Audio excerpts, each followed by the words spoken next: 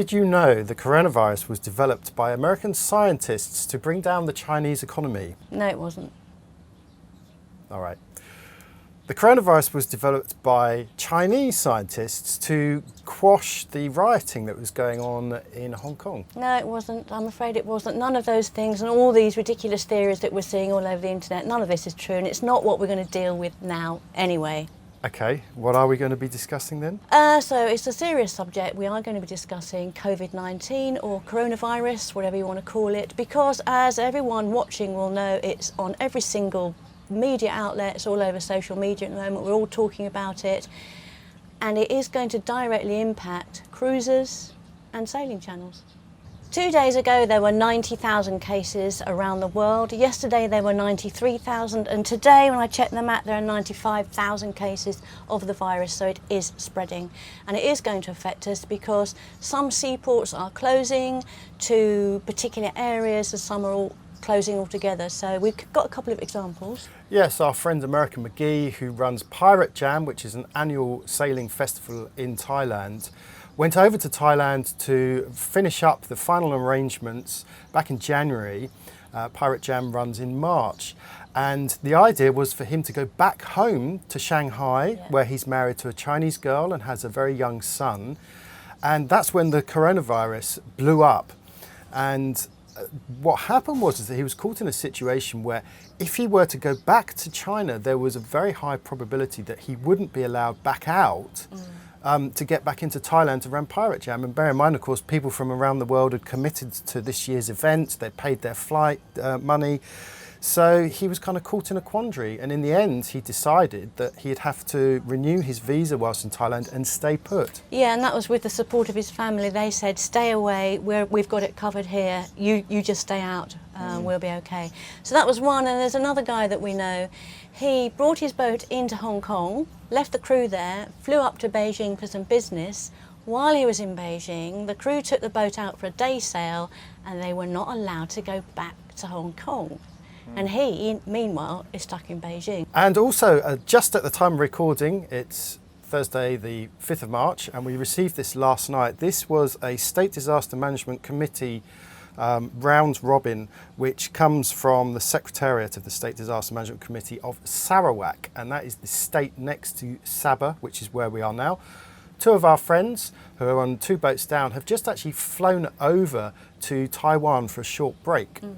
And at the moment, according to this statement, all foreigners, irrespective of nationalities, who have been to China, including Hong Kong, Macau, Taiwan, South Korea, Italy and Iran in the last 24 days, will be refused entry into the state. That's Sarawak, but of course there's every possibility that the neighbouring state, Sabah, could implement the same kind of thing. Yeah, and this is really what we're saying, is that you don't quite know what's going to happen next. Do you take the chance, do you take your boat out to a neighbouring country in the hope that for A, you can get into that country and things don't change while you're making passage, and B, that you can get back? And that's something we've got to think about right now, because here in northern Borneo in Sabah, we're okay. We want to go to the Philippines. The Philippines is showing, I think, less than a handful, apparently, of people that have it, maybe dubious figures. But at the moment, the Philippines, they're not taking people from China, and their ports are closed to some people. We will be okay. There's a chance that we might have to do quarantine when we're there or not go ashore.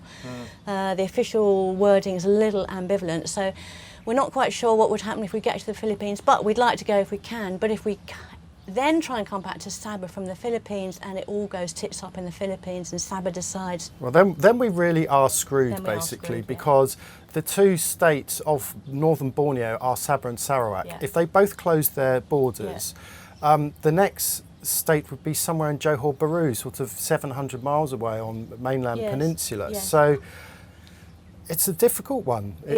Yeah, it is a very difficult one. Not forgetting, of course, we're coming up to typhoon season as well. So that also, gives you a very small window to decide. And then you've got to think about visas. So we've got a visa here in Sabah that will take us to, I think, the 27th of this month. Normally, we would hope by that time to be sailing to the Philippines, but of course we've got a problem with Millie, we might have to stay longer. So what do we do about a visa? We can go to Brunei, We go over the border, the land border, and go out of the country for a couple of days and come back, get another three months if we're lucky. Brunei's okay at the moment. All these things are going through our minds. That's us, but it's not just in this little area here, it's all around the world. Italy, as if you've been reading the papers, having massive problems with a huge outbreak over there, and they've now changed their rules for entry. And there's something called the Ship Sanitation Control Exception Certificate, which is something that perhaps big commercial ships use. It's not something that sailboats use. At the moment, we are going to be required to have this. So it's going to cause probably a lot of problems and hold up over in Italy. That's just Italy, could happen elsewhere. And of course there's other factors to think about as well. I mean, what happens if you are doing a long passage, which maybe takes a week or 2 weeks to get to your next destination, and during that time that you're offshore, suddenly they implement a new rule where they restrict quarantine. And what happens if you have a super carrier on board? That's someone who shows no symptoms of the disease but is carrying it and can transmit it to other crew members. Hundreds of miles offshore, they start spreading the love. What are you going to do then? Yeah, it could be you, could be me, we just wouldn't know. At the time of recording, the World Health Organization has not called this a pandemic, but this morning the mortality rate raised from 2% to 3.4%, so it is getting more dangerous. If you compare that to the flu, the regular seasonal flu has a 0.1% mortality rate, a lot lower. If it does become a pandemic and we have the same amount of people who are getting the flu, you're talking millions of people potentially dying. It's a lot more serious than some of us realise. Around 80% of people who have the virus only have mild symptoms, but the problem with that, of course, is that they could be spreading it unwittingly without realising. Now, most of us are going to be okay, and it's really just older people or perhaps people with medical conditions like asthma who need to be most careful of the virus. So it's really important that we help to not let these people get infected by washing our hands. Very important. And on the boat we have, that's all we've got left.